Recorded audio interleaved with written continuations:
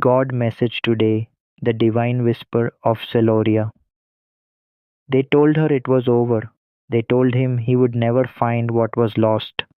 They said that destiny had passed them by, that love had faded into the shadows of a forgotten night.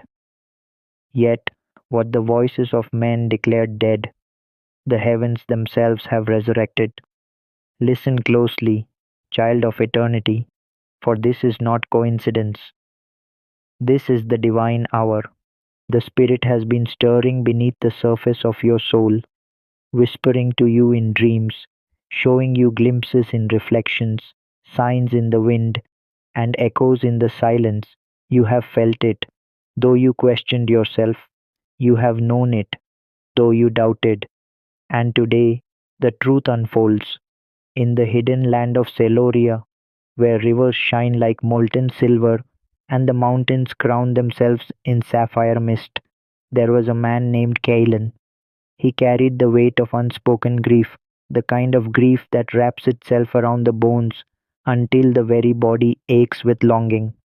His heart had once known fire, once burned with the flame of a woman whose soul mirrored his own.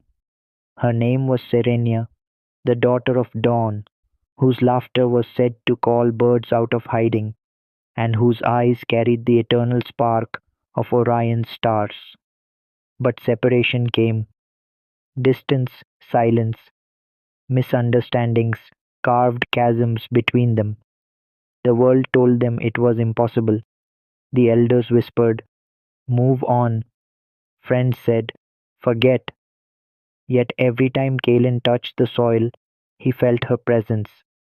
Every time Serenia lifted her face to the night sky, she swore she saw his spirit dancing in the constellations.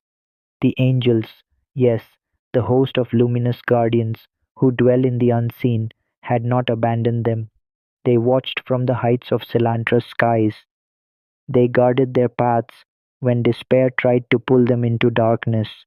And when the hour ripened, Archangel Altheon himself came, blazing like a storm of sapphire fire. He carried a message sealed not in ink but in eternal light. What the eternal has bound, no hand of man shall sever. What has been written in the heavens cannot be erased by the frailty of flesh. Do you feel that trembling now? It is the same trembling that shook Galen when he heard Serenia's name carried on the wind again after years of silence.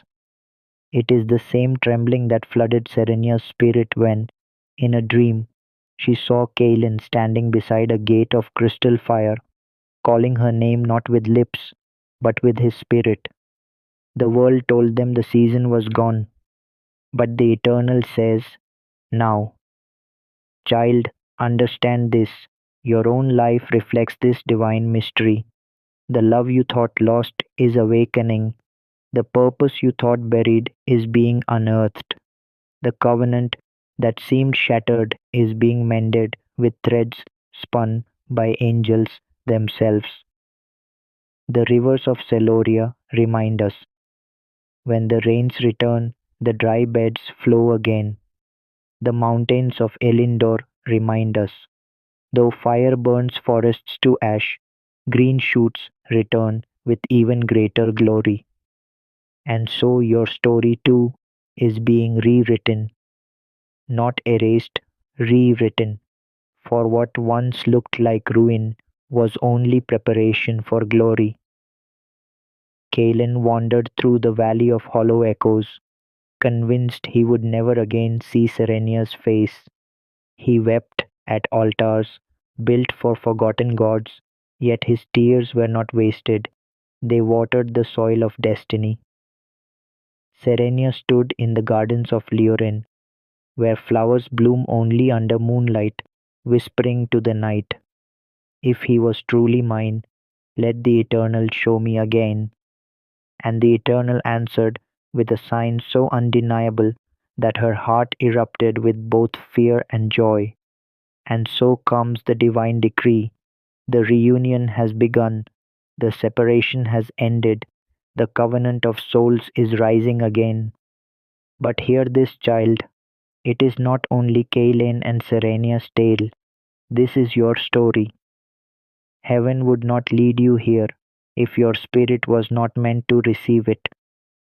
There is one who carries your name in their heart as a secret prayer. There is one who has felt your presence though you have been apart. There is one. God bless you. Type yes if you believe in God. Type one another one if you believe in God.